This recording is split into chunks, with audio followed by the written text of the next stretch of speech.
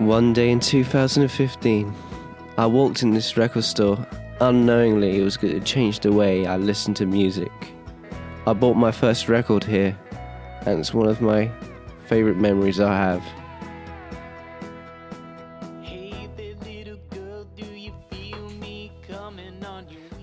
How do you feel that your record store is the cause of many people's obsessions with this format? All I want to do is I want to encourage people to explore and basically, get as much as they can out of it. My wife and I, we both own the shop, and I often say, this isn't my shop and it's not hers either. It's the people that come through the door. It's not being cheesy, it's a fact. Because the fact is that we're here to facilitate people to explore and enjoy music, and that's what our purpose is for.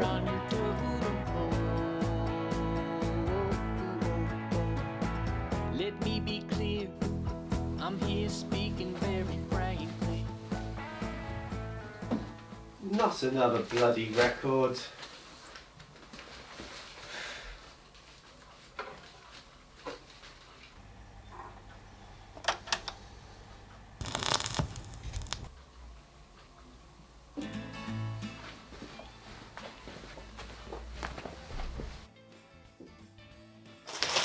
I absolutely love vinyl records.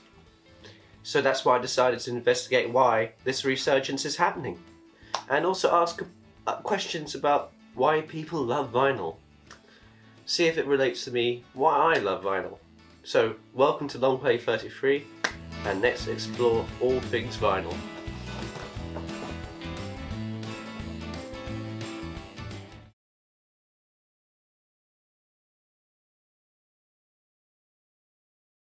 My investigation starts at my own college, where I interview Neil Keating, a music teacher and a DJ who owns over 3,000 records in his personal collection. I definitely feel like a download is, I don't think you would actually show affection to it, really, because it's just a little icon on the screen, but when you hold a record, it's there. Yeah. You look at it, you kind of marvel at it. You can really, really appreciate it's music in a physical form. Well, you asked me, didn't you? Actually, do I still have the records I bought as a kid? Right. Imagine, like in 20 years' time, I'm asking you, do you have your first download? What are you going to answer to that? Yeah, look over here on my hard drive. This is one of my first downloads. Maybe you will, but I doubt you will. You probably won't even be able to find where the download is, or you're on a different computer system by then, or music's listened to in a different way. But yeah, the physical record you might still have. When you actually play a vinyl record, it's very ritualistic. You get out, go to your vinyl record collection, pick out the one you want to listen to, hold it in your hand, look at the vinyl record cover, look behind it and have a read, put the music on, relax. But you can't really relax and let the whole album flow, but you have to turn it over at some point, so you're always focused about the music itself. And I think there's something very ritualistic about playing a record. There's a lot of ceremony in it, in a way. There's lots of cloth, some needles, and I think all of those things are very evocative. I mean, I think it's an interesting point for someone like yourself who grew up I grew up with vinyl records, so just what you had. You had vinyl cassette, or maybe an 8-track if you were particularly, adventurous or something. So the benefits of having the audience physically interact with your music is that you could try to make a statement out of it, like have a story on one side and a continuation on the other. And if we think about some certain records, certainly if you're buying a reissued album, an album which was made in the 50s and 60s, 70s, 80s, you are listening to it in the format with which it was designed to be heard in the first place. Yes. Something like, Kate Bush's The Hounds of Love, which has two separate sides to it. So it has Hounds of Love, and it has the Ninth Wave on the other side. So they're themed, two themed halves in a way. And if you're even by the time it had been turned into a CD and could be played continuously, you're breaking with that original artistic idea of it having these two parts to it. So in a nutshell, I think it's probably due to the fact that records themselves, that it's an immersive experience. You're holding a tangible product, you're looking at linear notes, you're looking at the artwork, you're looking at the illustration, you're looking at who the producer is and that. You definitely can't see that on an MP3. People never look at the detail or they don't Google stuff. And on a CD, it's very, very small. The linear notes are much, much smaller, so you can't really read it properly. And could you drop us an example of those really meaningful records? Okay, there's a tune I dug out the other day actually, and it's called Higher in the Sky, and it's by a band called Mackenzie. Now, you definitely will not know this record. It's a mid-90s techno record from, I believe, Belgium. But I used to DJ in the 90s a lot in Germany. I used to do a lot of rave parties in Germany. And this record, Mackenzie, Higher in the Sky, I used to play at the end, my last tune at a lot of the parties. It was one of them. Sometimes as a DJ, you have a record which you finish your set with, or you just. So this particular record, for about a year or two, I would finish the parties by playing this record. And when I listen to it now, I actually remember some really amazing parties that I DJ'd in the, really incredible parties, life-changing parties, and parties that I've actually, funny enough, I've had people online message me that were at and said, oh, these parties changed their life, believe it or not. I presume holding that record reminds you of actually being there. Well, do you know what? It's not holding the record, it's actually listening to it. It's actually putting it on and hearing it. So holding it, yeah, looking at it, I can see that. But yeah, it's this thing that I actually played it them times. It's the physical thing as well as, the audio. Like, I have this one single that's fairly rare, and it stops like halfway through, which I should be mad about, but I think it's so cool because mine might be the only one in the world that does that. And I don't know why, but I just love that it's a very personal thing. Well, I've got to agree with Harrison. I do like the personal aspect to it. Like, I've got this 25th anniversary gold copy of Ziggy Stardust and the Spiders from Mars, and I scratched it on like the first track, and I was so annoyed. But like every time it kept skipping over, I just like, okay, it's mine. I don't care. I love it. But I really like the social aspect to it. Like, there've been times where I've gone to like the record store just to browse, and I've stayed there for like 2 hours chatting to the owner, going charity shopping like with my grandma to find like little gems like the EastEnders theme on vinyl. Absolute steal. Now I know why some people love vinyl records.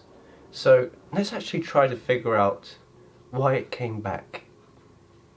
Why do you think vinyl records have made a comeback? So I think vinyl made a comeback partly is nostalgia, because there is part of me that when I see Record Store Day and they're reissuing all these old records that, like for instance Led Zeppelin or Dire Straits, or these records that they've already sold millions of, you don't need more copies of them records in the world.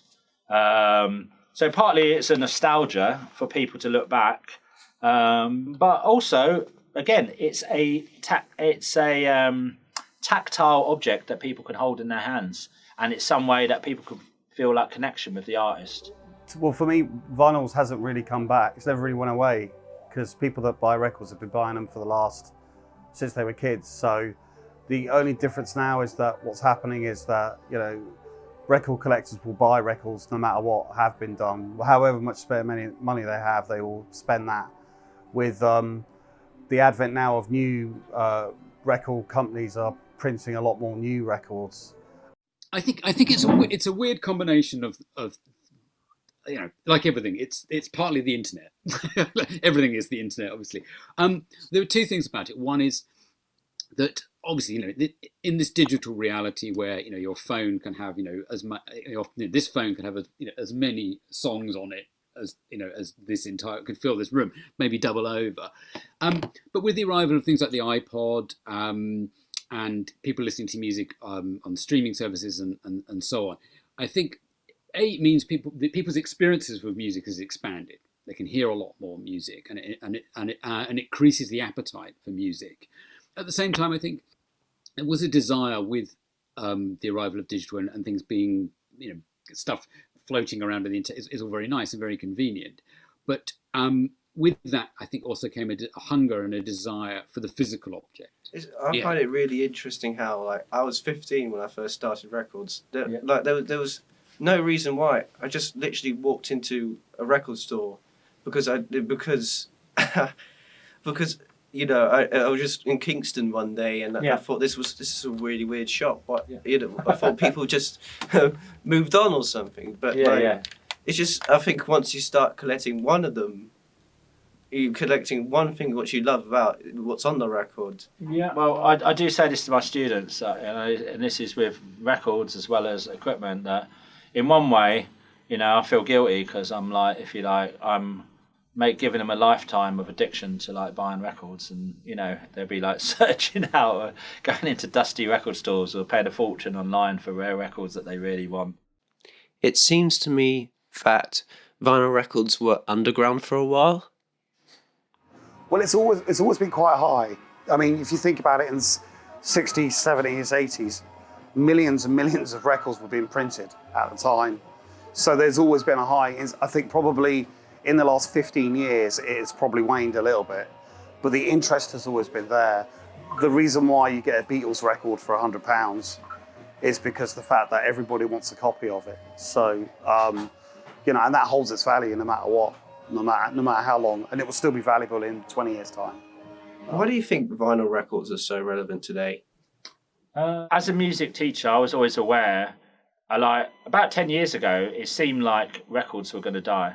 Yeah, and obviously you had CDs and you had digital coming in, and I was like, well, vinyl's not going to be here in 2020 or 2021. Yeah, but funny enough, the opposite has happened. I think what it is, and I get this from a lot of students, and I bring records in. I've got a record, you heard me last week when you tapped on the door that I was playing some vinyl in my lesson. Students still relate to the vinyl because it's a physical sort of thing that they can hold.